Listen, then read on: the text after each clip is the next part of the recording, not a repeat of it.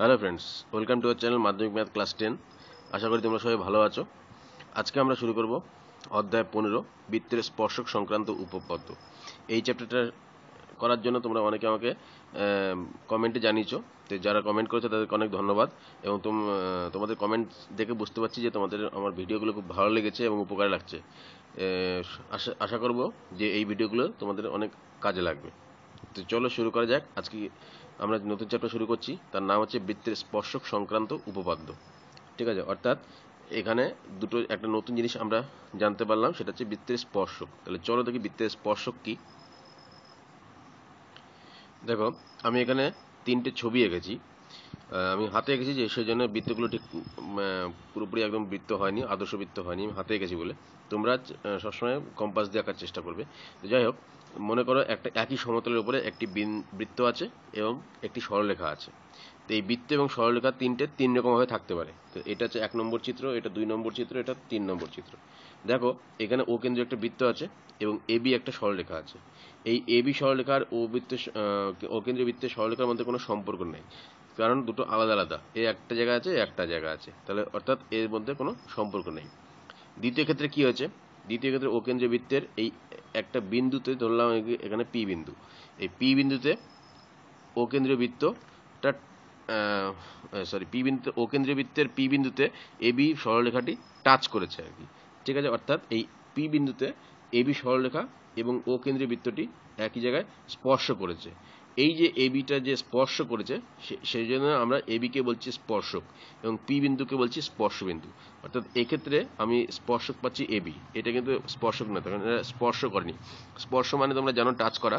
সুতরাং এই ও কেন্দ্রীয় বৃত্তে পি বিন্দুতে এই এবি সরলরেখাটি স্পর্শ করছে, সেজন্য এটা বলবো আমরা এবি সরলরেখাটা হচ্ছে স্পর্শক এবং পি বিন্দুটা হচ্ছে স্পর্শবিন্দু। 3 নম্বর চিত্রে এটাও ও কেন্দ্রীয় বৃত্ত। এই ও কেন্দ্রীয় বৃত্তে এবি সরলরেখা, দেখো এটা কিন্তু স্পর্শ করেনি। স্পর্শ মানে একটা বিন্দুতে স্পর্শ করবে। এই এবি সরলরেখাটা পি এবং কিউ বিন্দুতে বৃত্তটিকে ছেদ করেছে। ঠিক আছে, এই যে আমি এই ক্ষেত্রে যে চিত্রটা পেয়েছি, এখানে এবি সরলরেখাটিকে বলবো এবি সরলরেখাটা হচ্ছে ছেদক, তার কারণ এরা ছেদ করেছে। এবং পি এবং কিউ হচ্ছে ছেদ বিন্দু। ঠিক আছে, এবি হচ্ছে ছেদক এবং পি এবং কিউ হচ্ছে ছেদ বিন্দু। যদি ছেদ করে তাহলে ছেদক, যদি স্পর্শ করে তাহলে স্পর্শক, যদি কিছুই না করে তাহলে কিছু তো বলার কোনো প্রশ্নই আসছে না। সুতরাং আমরা বুঝতে পারলাম যে স্পর্শক কাকে বলে না, কোনো বৃত্তের একটি বিন্দুতে যদি কোনো সরলরেখা সেই বিন্দু মানে বৃত্তটিকে স্পর্শ করে চলে যায়, অর্থাৎ ছুঁয়ে চলে যায়, তাহলে সেই সরলরেখাটিকে আমি বলবো এই বৃত্তটির স্পর্শক। এবং যে বিন্দুতে সরলরেখাটি ছুঁয়ে চলে যাবে সেই বিন্দুটিকে বলবো আমি স্পর্শবিন্দু। নিশ্চয়ই তাহলে এই কনসেপ্টটা ক্লিয়ার হলো। এইবার আমাদের একটা উপপাদ্য করতে হবে, উপপাদ্য নম্বর 40, যেটা তোমাদের বইতে আছে। কি না, বৃত্তের স্পর্শকের সঙ্গে বৃত্তের কি সম্পর্ক সেটা দেখা যাক। ঠিক আছে, উপপাদ্য 40 কি বলছে না, বৃত্তের কোনো বিন্দুতে স্পর্শক ও ওই স্পর্শবিন্দুগামী ব্যাসার্ধ পরস্পর লম্ব হবে।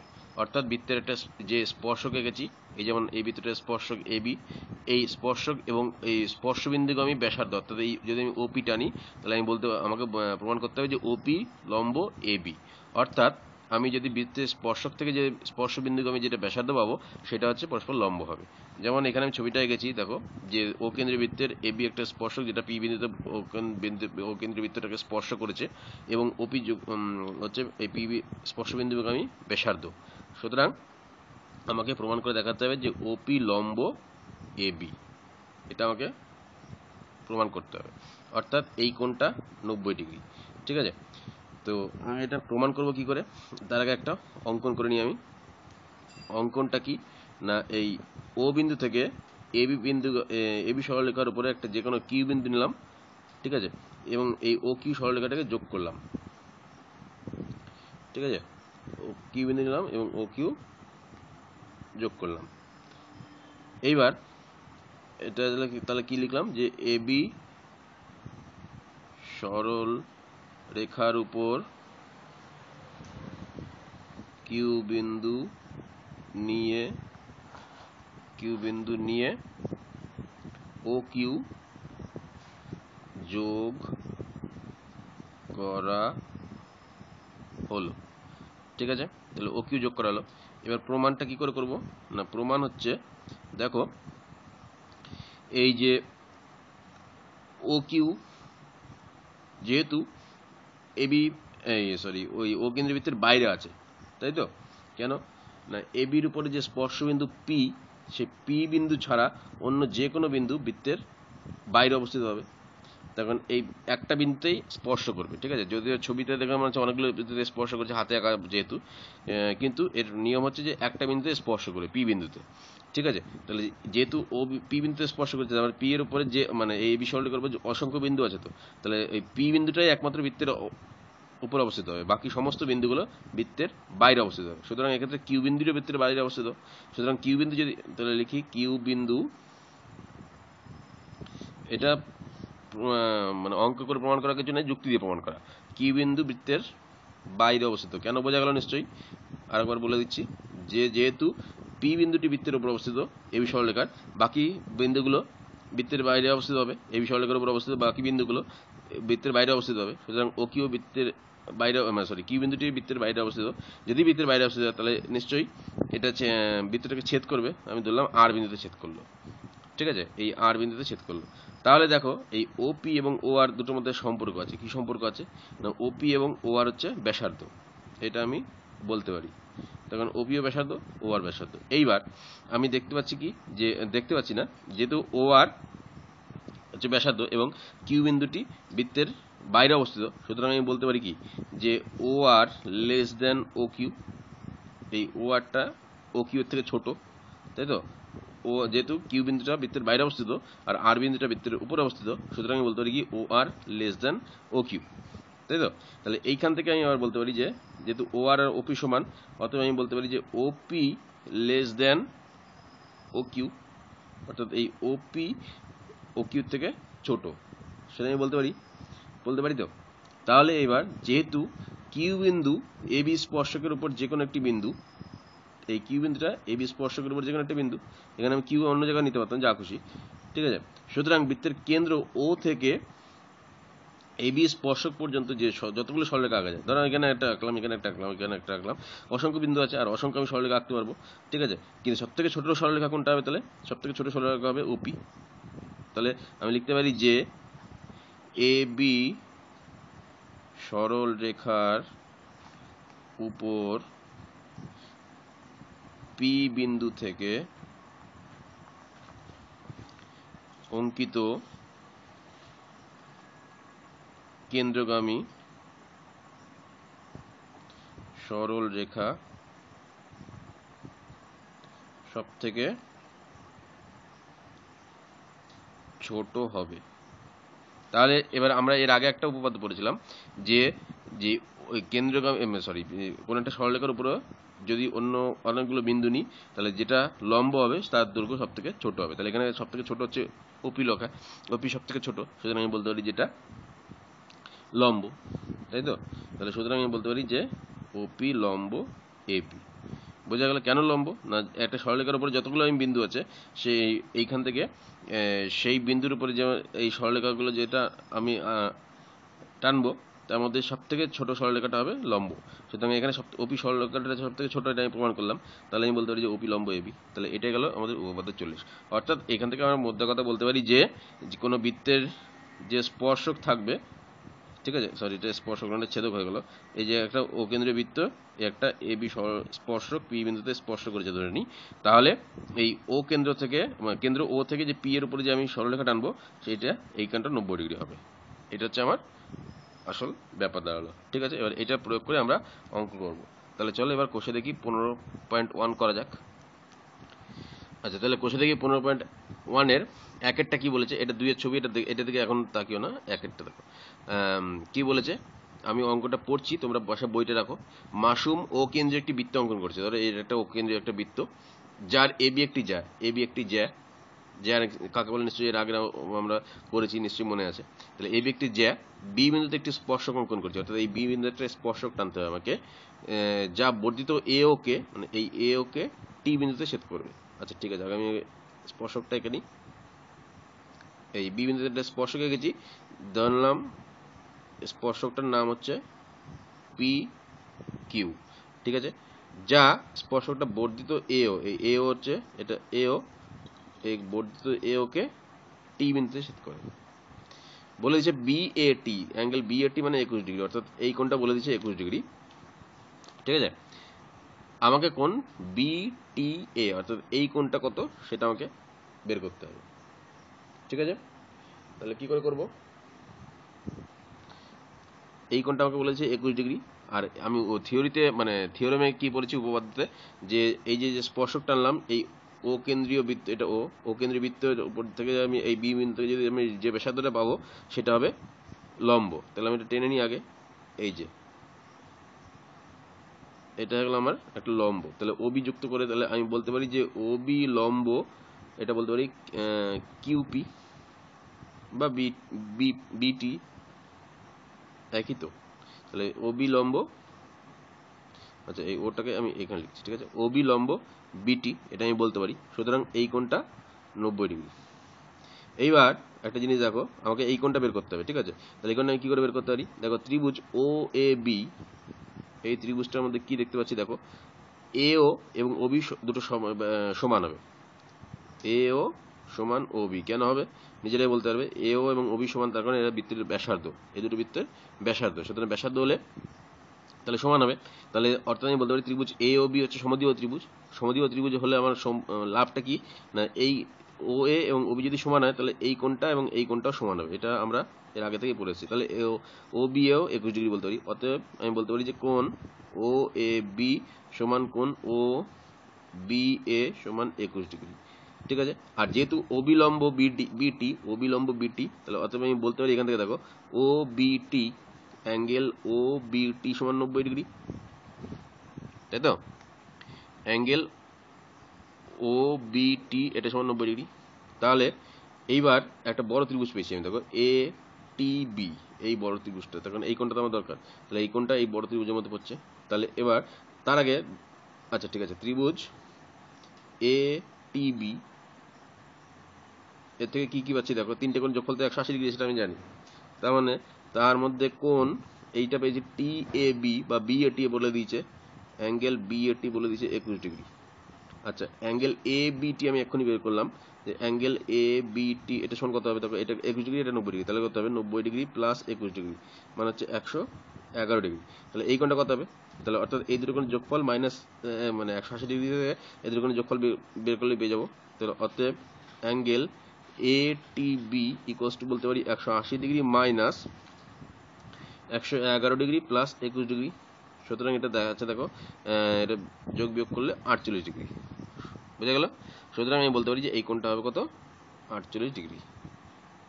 বোঝা গেল? তাহলে এটা গেল একের অঙ্কটা। এবার চলো দুইয়েরটা করা যাক। দুইয়েরটা বলেছে কোন বৃত্তের এক্স ওয়াই একটি ব্যাস, বৃত্তটির উপর অবস্থিত এ বিন্দুতে পি এ কিউ বৃত্তের স্পর্শক এক্স বিন্দু থেকে বৃত্তের স্পর্শকের উপর অঙ্কিত লম্ব পি এ কিউ কে জেড বিন্দুতে ছেদ করেছে। প্রমাণ করি X A angle Y X Z এর সমদ্বিখণ্ড। তোমরা পাশে বইটা রাখো, আমি বইয়ের প্রশ্ন অনুযায়ী অঙ্কটা ছবিটা এঁকেছি, সে বলে দিচ্ছি, তাহলে তোমরা বুঝতে সুবিধা হবে। বলেছে যে কোনো একটি বৃত্তের এক্স ওয়াই একটি ব্যাস, তাহলে এই বৃত্তটার আমি ধরলাম ও কেন্দ্রীয় বৃত্ত, তার এক্স ওয়াই একটি ব্যাস। ঠিক আছে, বৃত্তটির উপর অবস্থিত এ বিন্দুতে, বৃত্তটির উপস্থিত এই এ বিন্দুতে এটি স্পর্শক পি এ কিউ, তাহলে পি এ কিউ এটা হচ্ছে স্পর্শক এ বিন্দুতে। ঠিক আছে, আর কি জানি, আর কি বলে দিচ্ছে, এক্স বিন্দু থেকে বৃত্তের স্পর্শক, এই এক্স বিন্দু থেকে বৃত্তের স্পর্শক, এই স্পর্শকের উপরে কি করা আছে, লম্ব অঙ্কন করা আছে, যে লম্বটা পি এ কিউ কে জেড বিন্দুতে ছেদ করেছে। ঠিক আছে, এই লম্ব অর্থাৎ আমাকে বলে দিচ্ছে এক্স জেড এ এটা সমান 90 ডিগ্রি, যেহেতু লম্ব। ঠিক আছে, আচ্ছা প্রমাণ করি যে X A angle Y X Z, Y X Z একে সমদ্বিখণ্ডিত করছে, অর্থাৎ এই কোণটা এবং এই কোণটা সমান, সেটা আমাকে দেখাতে পারলেই আমি বলতে পারি যে সমদ্বিখণ্ডিত করেছে। আচ্ছা, তাহলে নিশ্চয়ই বোঝা গেল ছবি দেখে। এবার তার আগে আমি প্রমাণ করার আগে একটা অঙ্কন করে নেবো, এই ও এ যুক্ত করে নেবো। লিখেছি ও এ যোগ করা হলো। ঠিক আছে, এইবার তাহলে আমাকে প্রমাণ করতে হবে কি যে এই কোণটা সমান এই কোণটা।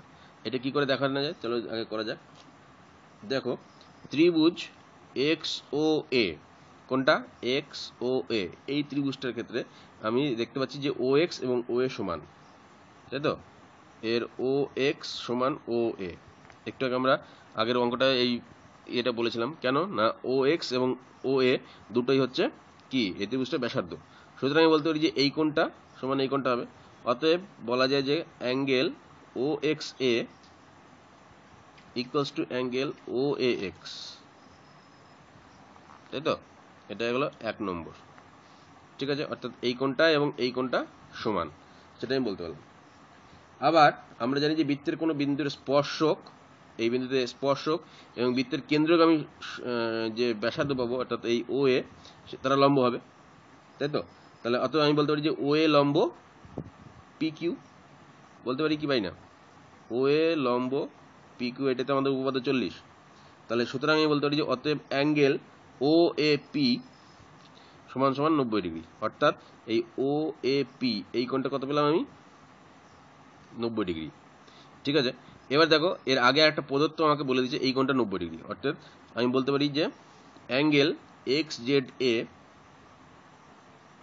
এটা সমান 90 ডিগ্রি। কেন না আমাকে বলে দিয়েছিল যে এই পিকিউ এর উপরে আমি এক্স বিন্দু থেকে লম্ব অঙ্কন করেছি, ঠিক আছে, যা ওই প্রশ্নতেই বলে দিচ্ছে। তাহলে আমি বলতে পারি যে অতএব O A P equals to angle X Z A, এটা 90 ডিগ্রি, এটা 90 ডিগ্রি, তাহলে এই দুটো সমান সমান হবে। তাহলে এইবার এই দুটো কোণ যদি সমান হয় তাহলে দেখো আমি একটা সম্পর্ক পাচ্ছি, এটা হচ্ছে অনুরূপ কোণ। কার সাপেক্ষে অনুরূপ কোণ না, এরা হচ্ছে পিকিউ এর সাপেক্ষে। এই পিকিউ এর সাপেক্ষে পিকিউ সরলরেখার উপরে অবস্থিত। ধরো আমি এইভাবে একটা সরলরেখা এঁকেছি, ঠিক আছে, এই সরলরেখার উপরে এই একটা আর এই একটা, এরকম দুটো লম্ব আছে। এটা পিকিউ সরলরেখা, আমি তোমাদের বোঝার জন্য সহজ করে আঁকলাম। এটা পিকিউ সরলরেখা, এটা এ বিন্দু আর এটা জেড বিন্দু, তাহলে এরকম ভাবে আছে। তাহলে এদের কি অনুরূপ কোণ। তাহলে অনুরূপ কোণ যদি হয় তাহলে আমি বলতে পারি দেখো অতএব ও এ সমান্তরাল এক্স জেড, ও এ মানে এই ও এ সমান্তরাল এক্স জেড, এবং এই কিউপি ভেদক আমরা নিশ্চয়ই ক্লাস 8 এ মনে পড়েছি যে এরকম যে এই যে, তাহলে এই কোণটা যদি 90 ডিগ্রি, এই কোণটা আর এই কোণটা যদি সমান হয় তাহলে এটা অন্য মানে কি বলবো, এই যে এটা সমান্তরাল হবে, তাহলে তাই তো, এখানে তাই হলো। তাহলে এইটা সমান্তরাল এইটা হবে, অর্থাৎ ও এ সমান্তরাল এক্স জেড, যেহেতু এই দুটো কোণ অনুরূপ কোণ এবং সমান, তাহলে ও এ সমান্তরাল যদি এক্স জেড হয়, এইবার দেখো ও এ সমান্তরাল এক্স জেড এবং এ এক্স ভেদক, তাই তো। তাহলে এ এক্স ভেদক আমি বলতে পারি যে ও এ সমান্তরাল এক্স জেড এবং এ এক্স ভেদক। তাহলে যদি ভেদক হয় তাহলে আমি এখানে করছি, তাহলে বলতে পারি যে অতএব এই অ্যাঙ্গেল ও এ এক্স মানে এই ও এ এক্স এই কোণটা সমান একান্তর কোণ নিশ্চয়ই মনে আছে, এই কোণটার সঙ্গে একান্তর কোণ কোনটা হবে, এইটা হবে অ্যাঙ্গেল এ এক্স জেড হবে, তাই তো। এই কোণটা আর এই কোণটা একান্তর কোণ এবং একান্তর কোণগুলো সমান হয়, এটা আমরা পড়েছি এর আগে। তাহলে এই দুটো যদি একান্তর কোণ হয় তাহলে এখান থেকে আমি এই দুটো সমান বলতে পারি। কেন না এইটা সমান তো এইটা, তো এই যে আমি এখানে করেছি যে ও এ এক্স, এই ও এ এক্স সমান কি এই যে ও এক্স এ, তাহলে অতএব আমি বলতে পারি অ্যাঙ্গেল ও এক্স এ মানে এই কোণটা ইকুয়ালস টু সমান এ এক্স জেড হবে, অর্থাৎ এই কোণটা এবং এই কোণটা সমান। তাহলে আমার প্রমাণিত হলো, নিশ্চয়ই বোঝা গেল। তাহলে এইটা থেকে আমি লাস্টে এই ও এক্স এ সমান এ এক্স জেড পেলাম, বোঝা গেল কি গেল না। তাহলে আরেকবার কি আমি রিক্যাপ করে দিচ্ছি ফটাফট, যে এই ও কেন্দ্রবৃত্ত ও এ যুক্ত করেছিলাম, আমাকে বলে দিয়েছিল এ বিন্দুতে পি কিউ একটি স্পর্শক এবং এক্স জেড লম্ব পি কিউ, ঠিক আছে। আমি প্রমাণ করলাম কি যে এই কোণটা সমান, তারপরে দেখালাম এই কোণটা সমান, তারপরে দেখালাম যে এই কোণটা সমান, তাহলে আমি বলতে পারি এই কোণটা সমান। তাহলে এইটাই আমি এই অঙ্কতে করা হয়েছে, ঠিক আছে। ভিডিওটা পজ করে একবার দেখে নিতে পারো যদি কোনো অসুবিধা থাকে। 3 কি বলেছে, একটি বৃত্ত অঙ্কন করলাম যার পি আর একটি ব্যাস, পি বিন্দুতে একটি স্পর্শক অঙ্কন করলাম এবং এই স্পর্শকের উপরে এস এমন একটি বিন্দু নিলাম যাতে পি আর সমান পি এস হয়। আর এস বৃত্তকের টি বিন্দুতে ছেদ করলে প্রমাণ করি যে এস টি সমান আর টি সমান পিটি। এই জ্যামিতির অঙ্ক এভাবে পড়লে কিছু বোঝা যায় না, আগে ছবির সঙ্গে সঙ্গে মিলিয়ে পড়ি তাহলে বোঝা যাবে। তো তোমরা বইটা পাশে রাখো, আমি ছবি অঙ্কটা পড়ছি, ছবির সঙ্গে মেলাচ্ছি। দেখো যে একটি বৃত্ত অঙ্কন করলাম যার পি আর একটি ব্যাস, পি বিন্দুতে একটি স্পর্শক অঙ্কন করলাম। এই স্পর্শক অঙ্কন করেছি, স্পর্শকটার নাম দিতে পারো নাও দিতে পারো, স্পর্শক অঙ্কন করে দিলাম। এবং এই স্পর্শকের উপরে এস এমন একটি বিন্দু নিলাম, এমনভাবে নিতে হবে যাতে পি আর সমান পিএস হয়, অর্থাৎ পি আর এর যা ভ্যালু হবে পিএস এর ভ্যালু তাই হবে। অর্থাৎ আমাকে বলেই দিয়েছে যে P R equals to PS. ঠিক আছে, বলছি কি তারপরে আর এস, অর্থাৎ এই আর এস বৃত্তকে টি বিন্দুতে ছেদ করলে প্রমাণ করতে হবে যে S T equals to R T equals to PT. দেখে না একবার, এস টি বলতে এইটুকু, এই S T equals to R T অর্থাৎ এইটা, এবং পিটি অর্থাৎ এইটা এইটা এইটা এইটা, এই তিনটে বাহু সমান হবে, সেটা আমাকে দেখাতে হবে। এবার নিশ্চয়ই বোঝা গেল। তাহলে চলো করা যাক। দেখো আমরা কি জানি যে কোনো বৃত্তের কোনো বিন্দুতে স্পর্শক এবং কেন্দ্রগামী, সেই স্পর্শ বিন্দু থেকে কেন্দ্রগামী ব্যাসার্ধ পরস্পর লম্ব হয়, উপাদান 40। তাহলে আমি এখান থেকে বলতে পারি কি যে ওপি লম্ব পিএস। তাহলে যেহেতু এই পি বিন্দুতে স্পর্শক এবং পি বিন্দু থেকে ওপি ব্যাসার্ধ, তাহলে আমি বলতে পারি যে ওপি লম্ব পিএস। এটা প্রামাণ্য কিন্তু, হ্যাঁ এটা প্রমাণ করতে হবে, আমি এখানে প্রমাণ করছি। তাহলে ওপি লম্ব পিএস, অর্থাৎ আমি বলতে পারি যে ওপিএস, অর্থাৎ আমি বলতে পারি যে কোণ ওপিএস এটা সমান 90 ডিগ্রি, অর্থাৎ এই টোটাল কোণটা 90 ডিগ্রি, তাই তো। এবার ত্রিভুজ আরপিএস কে দেখো দেখি, এই আরপিএস এই ত্রিভুজটার ভালো করে দেখো, আরপিএস এই ত্রিভুজের এই কোণটা 90 ডিগ্রি, তাই তো। এবং আমাকে বলে দিচ্ছে দেখো এই পি আর এবং পিএস সমান, এটা বলে দিচ্ছে। তাহলে পি আর এবং পিএস সমান, তাহলে ত্রিভুজ আর পিএস এর P R equals to PS, এটা বলে দিচ্ছে। আর কোণ এই যে ও মানে আর, তাহলে আর পিএস করে দিই এটাকে, আর পিএস ইকুয়ালস টু 90 ডিগ্রি, অর্থাৎ এটা 90 ডিগ্রি, এইটা সমান। অর্থাৎ এটাকে বলতে পারি কি যে আর পিএস হচ্ছে সমকোণী সমদ্বিবাহু ত্রিভুজ। তাহলে সমকোণী সমদ্বিবাহু ত্রিভুজের কোণগুলো কি কি হয়? সমকোণী সমদ্বিবাহু ত্রিভুজের কোণগুলো হয় 90 ডিগ্রি, 45 ডিগ্রি, 45 ডিগ্রি। তাহলে এই কোণটা আর এই কোণটা সমান 45 ডিগ্রি। তাহলে অতএব আমি বলতে পারি যে angle PSR equals to angle PRS সমান সমান 45 ডিগ্রি। তখন সমকোণী সমদ্বিবাহু ত্রিভুজের কোণগুলো সব 45 ডিগ্রি, 90 ডিগ্রি, 45 ডিগ্রি, 45 ডিগ্রি, এই তিনটে হচ্ছে মান, তাই তো। এইবার তাহলে আবার ও কেন্দ্রীয় বৃত্তের পি আর ব্যাস, এই ও কেন্দ্রীয় বৃত্তের পি আর ব্যাস এবং পিটিআর, দেখো এই